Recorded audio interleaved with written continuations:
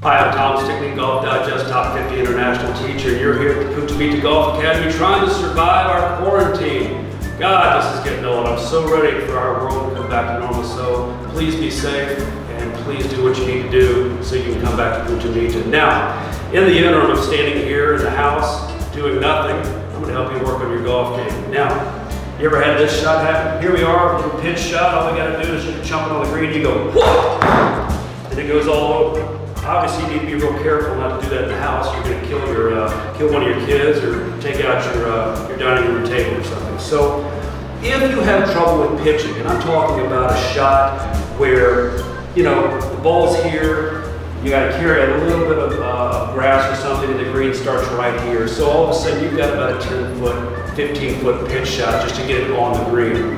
A lot of times, people have a lot of trouble. And when you have that shot, what happens is people lose control of their impact alignments. They come in here, they flick at it, they fall back, and they hit the ball unsolid. And when you hit the ball unsolid, obviously it's demoralizing because you've gotten this close to the green, all of a sudden you take 6 to get down, and it tends to ruin your day, and it tends to ruin your golf game because it starts to get in your head. Now, when we're hitting little pitch shots, okay, these are the shots that we loft in the air, not the ones that run on the ground. We're going to put the ball right in the center portion of our sternum. Our spine is centered, so we have a little bit more weight, about 60% of our weight right here on our right side. Now, as we take it back, there's going to be some wrist hinge as normal, okay? We're not going to stand here and dead wrist it. But as we come through, the way we move through the golf ball is vitally important. And what happens is people lose control of their impact alignments. They forget to go down into the golf ball, and they forget to keep the club low to the ground post-impact. If you keep the club low to the ground post-impact, the ball goes up in the air. So a lot of times, what happens, instead of the club staying low and the ball doing what it's supposed to do, people go like this. They fall back, trying to help the ball up in the air. That moves the low point backwards. They either stick to the ground, or they fall back and flick, and all of a sudden now the club comes up through the golf ball, nicks the equator of the golf ball, nicks the top of the golf ball, and it goes shooting across the green. Now, I'm going to show you the greatest little practice drill in the world to help you with your pitch shots, and it's only going to cost you 2 pesos. You're going to put 2 pesos on the ground, just like so. They're going to be about an inch, inch and a half apart.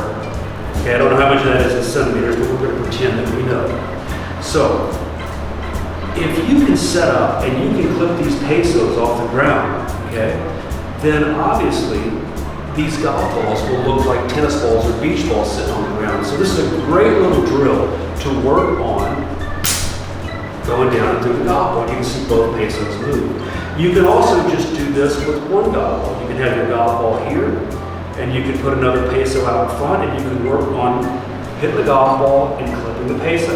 And when you do that, what's going to happen is the ball's going to go back up in the air. And remember, it's all about making the proper repetitions. The key to making this motion is the ball's the center, hands and weight are forward, and as we come through, the weight stays forward, the club stays low to the ground post-impact, and when that happens, not only will you clip the ball up in the air, but you'll get the pesos off the ground. That peso drill is very, very tough, so give yourself some patience.